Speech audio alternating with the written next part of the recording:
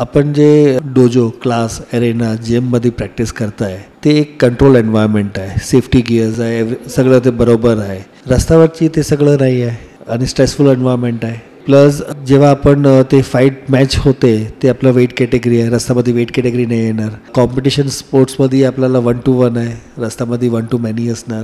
Competition empty hand आहे, रस्त्यामध्ये 3 person age और इम्पॅक्ट वेपन घेऊन येणार. इकडे रिस्पेक्ट देते आपण स्पोर्ट्समध्ये आणि अब्युझिव्ह लँग्वेज नाही आहे. रस्त्यामध्ये स्टार्टेज होणार अब्युझिव्ह लँग्वेजमधून, आपण डिस्टर्ब होणार, आपण टेम्प्टेड होणार आणि आपण मिस्टेक करणार.